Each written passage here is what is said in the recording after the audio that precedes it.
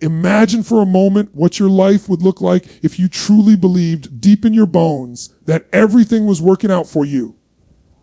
Not just sometimes, not just when you get lucky, but always.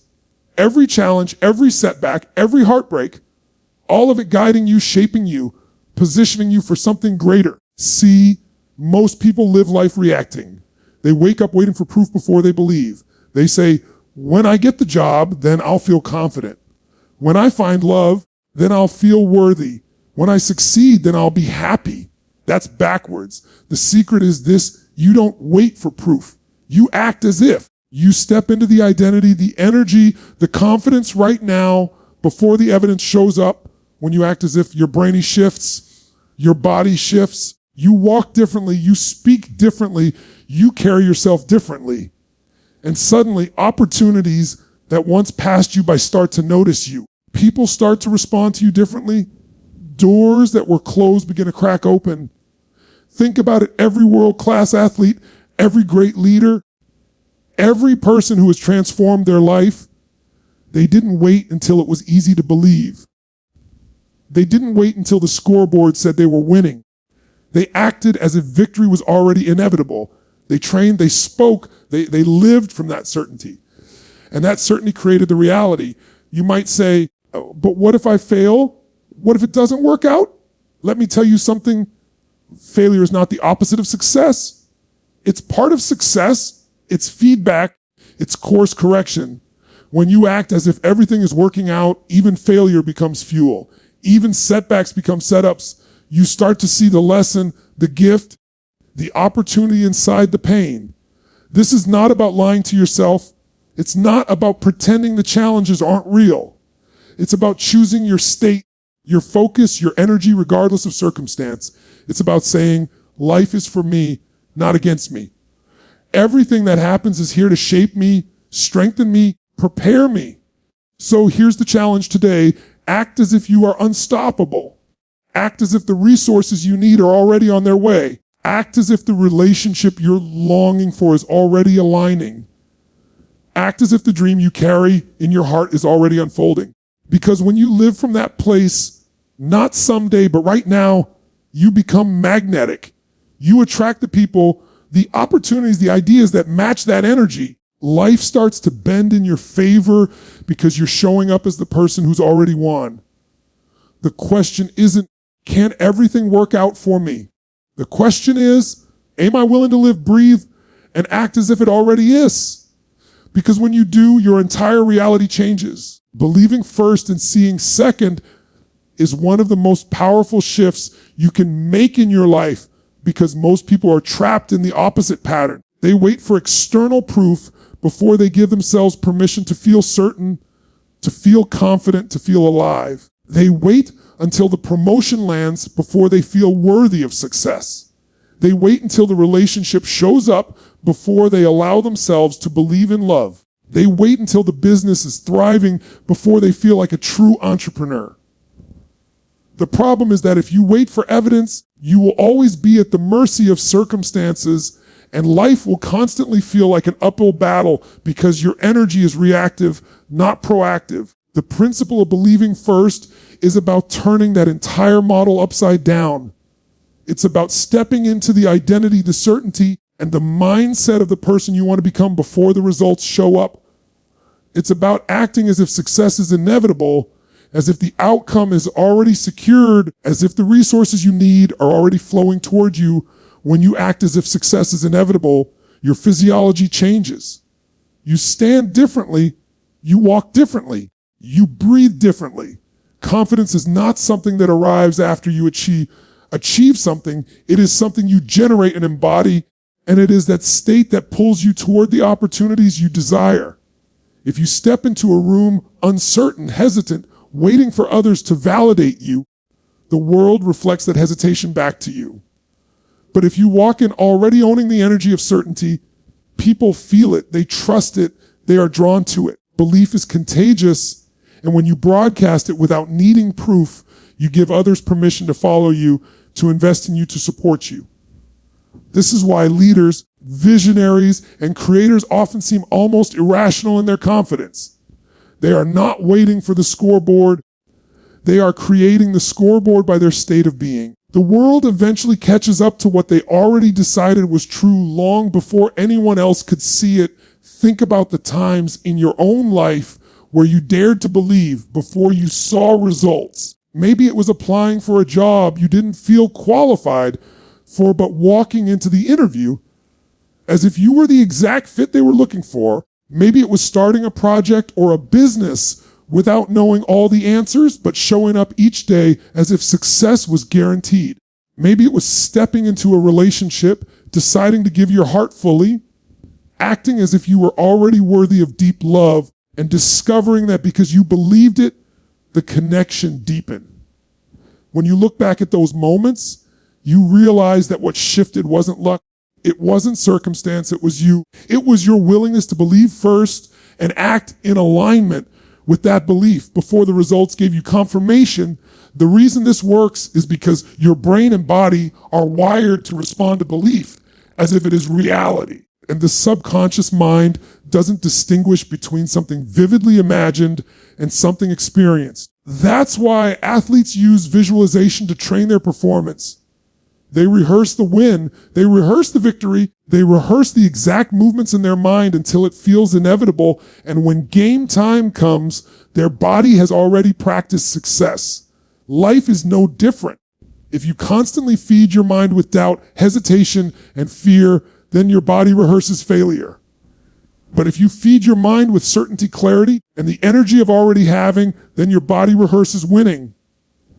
This is why believing first is not just positive thinking, it is mental conditioning, it is identity programming, it is you choosing who you are before the world reflects it back to you. The truth is, the world often resists change, and circumstances can appear stubborn. If you wait until everything is perfect, until every condition is aligned, you will be waiting forever. The people who break through are the ones who decide in the middle of uncertainty that they are already enough, that success is already unfolding, that the future is already bending in their favor. They don't need permission. They don't need guarantees. They don't need evidence. Their belief itself becomes the fuel that generates evidence. Belief drives action, action drives results, and results reinforce belief. But someone has to start the cycle, and most people wait for results to give them permission to believe. But the cycle only begins when you reverse it, when you believe first so that the actions and results can flow from that place. When you act as if success is inevitable, failure no longer carries the same weight. You stop seeing mistakes as proof that you're not good enough, and instead you see them as stepping stones, as part of the inevitable process toward the outcome you already know is coming. Believing first doesn't mean you won't face obstacles. It means that when obstacles show up, you interpret them differently. You see them as feedback, as a test, as an opportunity to strengthen your commitment. Because if the result is already guaranteed in your mind, then every setback is just a temporary detour, not a dead end. Imagine the resilience this gives you. Imagine the energy it frees up when you stop doubting whether it's possible and instead focus on how you are going to get there. That is the freedom of belief. That is the power of acting as if success is inevitable. It's important to understand that this is not about arrogance or delusion. It's not about pretending challenges don't exist or ignoring reality. It's about aligning yourself with a higher reality, one that hasn't shown up in the physical world yet, but already exists in possibility. Every breakthrough, every invention, every dream that changed the world started with someone who saw it in their mind before anyone else could see it. They acted as if it were already real. They spoke from that place. They worked from that place, and the world eventually caught up. That same principle applies to you. Whatever dream or vision is inside you is not random. It is evidence of possibility, and your job is to believe in it before others can. Your job is to embody the energy of inevitability so strongly that the external world has no choice but to reflect it back. When you shift into this way of living, your focus changes. Instead of scanning for proof that things aren't working, you start scanning for signs that they are. Instead of seeing obstacles as signs to stop, you see them as evidence you're on the right track.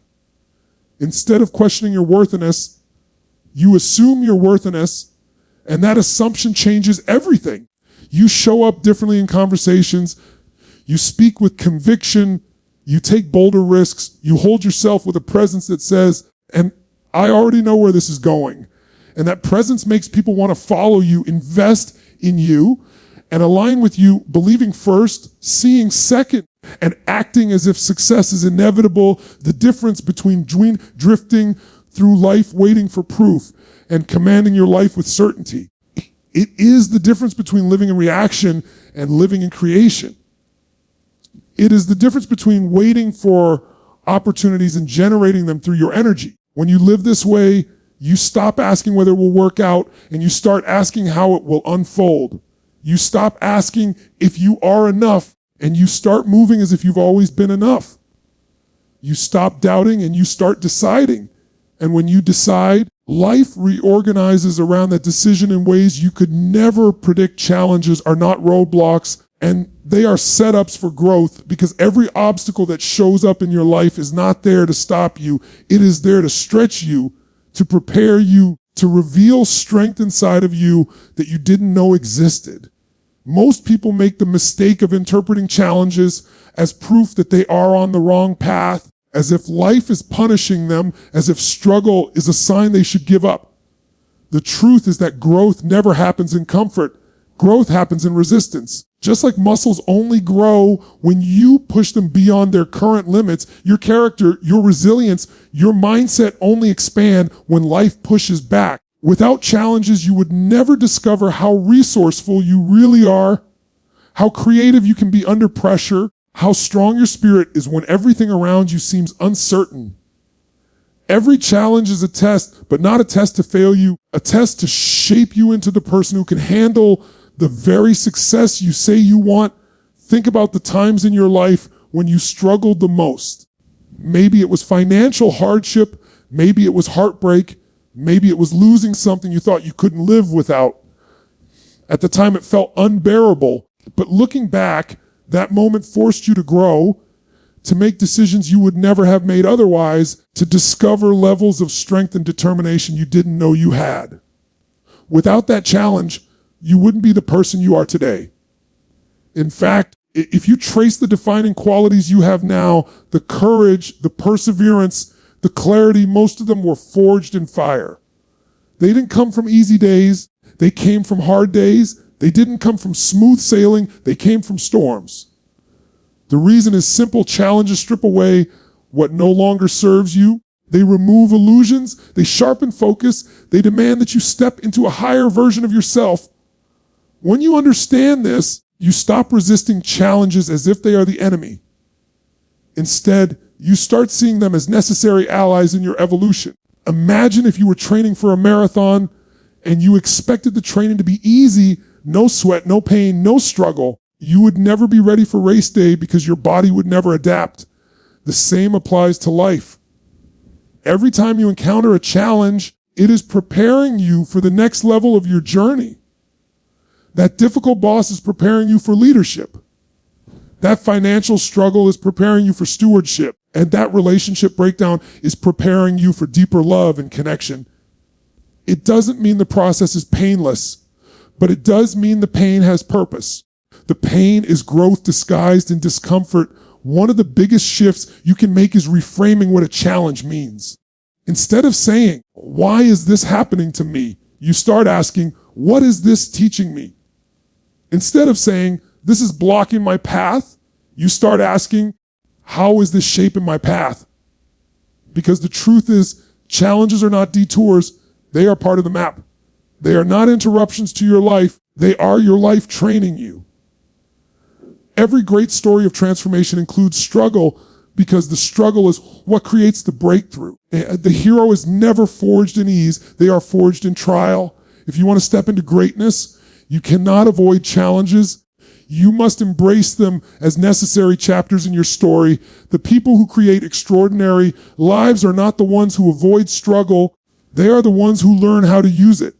They turn pain into power, setbacks into setups, obstacles into opportunities. They don't crumble under pressure. They adapt. They find another way. They dig deeper. And here's the truth. You have that same power inside you. It may not always feel like it, but every time you have faced something hard, you have survived. You have more proof of resilience in your history than you give yourself credit for. That means the next challenge that shows up is not proof of weakness. It's an invitation to remember your strength. You wouldn't be facing it if you weren't capable of growing through it. Life doesn't waste challenges on people who can't handle them. If it's in front of you, it means there is something inside of you ready to be activated. It's also important to recognize that challenges often redirect you towards something better than you originally imagined.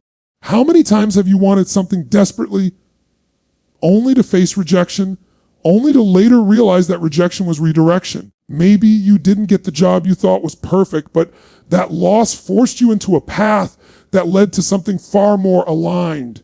Maybe the relationship ended and it felt like your world collapsed, but that ending created space for someone who actually matched the love you deserve. And life has a way of using challenges to remove what isn't truly for you, even if in the moment it feels like devastation. The setup is hidden inside the setback, and only time reveals that what you thought was a dead end was actually the doorway to something better. The reason challenges feel so overwhelming is because they stretch you beyond your current identity. They force you to grow into someone new, and growth always comes with friction. Think about a seed breaking through the soil. From the seed's perspective, it is being crushed, its shell is breaking, it is under immense pressure.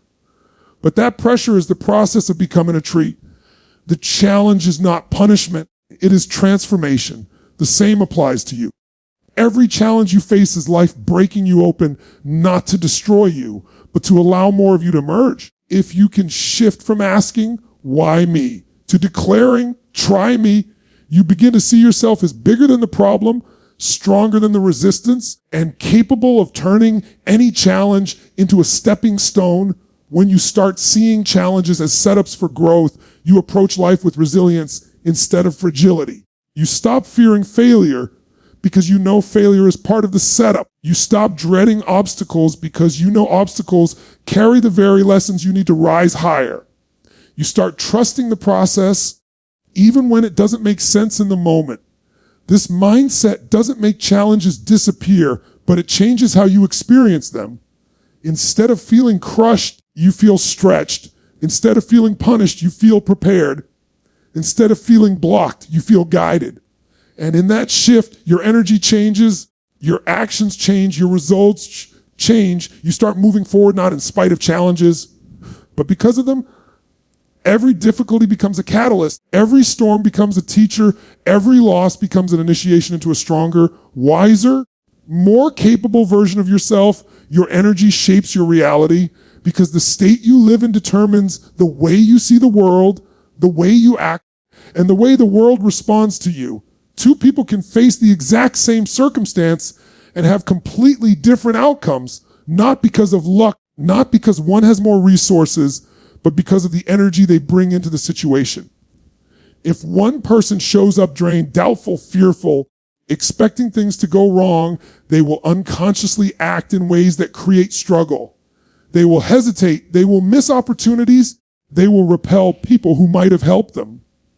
The other person can face the same situation with confidence, optimism, and certainty, and suddenly doors open. People want to be around them, ideas flow to them, opportunities align.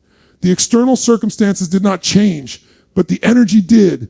And because energy is contagious, the reality shaped itself around the state that was being projected. Think about the last time you walked into a room and felt someone's energy without them even speaking. Maybe they had a presence that made everyone want to listen, or maybe they carried such heaviness that it pulled the room down. That is the power of energy. It communicates louder than words. It influences others before you even open your mouth.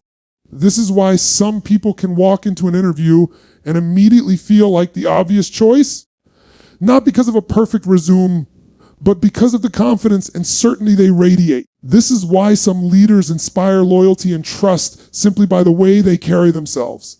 Your energy is always broadcasting, And what you broadcast determines what you attract. If you project scarcity, you attract lack. If you project abundance, you attract possibility. If you project doubt, you repel trust. If you project certainty, you invite support. Reality is not just happening to you, it is responding to the vibration you bring. Energy is not just emotional, it is physical. The way you move your body, the way you breathe, the way you stand all influence the energy you feel and project. If you slump your shoulders, look down, breathe shallow, your mind automatically begins to feel weaker, more doubtful, more hesitant. But if you lift your chest, breathe deeply, move with purpose, your mind receives the signal that you are strong, capable, ready. You cannot separate your energy from your physiology, and this is why the quickest way to shift your state is to shift your body. The moment you change your movement, your focus, your breathing, you change the energy you are broadcasting. And as you change your energy, you change the results you create. And this is why successful people are obsessive about managing their state, because they know the quality of their energy determines the quality of their actions and outcomes. Your focus is another key to shaping your energy. Wherever focus goes, energy flows. If you constantly focus on what's missing, on what's wrong, on what's broken, your energy becomes heavy and you start attracting more of the same. If you focus on what's working, on what's possible, on what you can control, your energy becomes expansive and you start attracting more opportunities. The mind is like a lens, and what you choose to magnify becomes your experience. The same day can feel like a blessing or a curse depending on what you are focusing on. If you focus on gratitude, your energy rises. If you focus on fear, your energy drops. The choice is always yours, and that choice shapes the reality you create around you. Another truth is that energy multiplies. The state you bring to your relationships, your work, your goals, it doesn't just affect you, it affects everyone you interact with. When you show up to your family with love and patience, that energy ripples through the household. When you show up to your team with certainty and vision, that energy lifts their performance. When you show up to your dreams with passion and commitment, and that energy compounds into momentum. This is why some people seem to have momentum in everything they do. It is not that everything is easier for them. It is that they bring energy that multiplies progress instead of draining it. The more energy you bring, the more energy life gives back. This is also why acting as if you've already won is so powerful, because when you embody the energy of victory, your reality begins to mirror it. If you carry yourself as someone who is already successful, people treat you that way. If you speak as someone who is already confident, opportunities align with that confidence. If you live as if abundance is flowing, you begin to see resources and ideas appear that were invisible before. The world does not respond to what you want. It responds to who you are being, and who you are being is defined by the energy you live in every day. Wanting success from a place of fear creates more fear. Expecting success from a place of certainty creates results that reflect that certainty. Your energy is the magnet, and reality is the metal. Sometimes people say, but I can't control my energy. I just feel the way I feel. The truth is you have more control than you think. You may not control every thought that passes through your mind, but you control what you dwell on. You may not control every emotion that arises, but you control how you respond to it. You may not control every event in your life, but you control the meaning you give it. All of these choices shape your energy. And once you realize you can choose, you realize you are never powerless. Energy is a decision repeated moment by moment.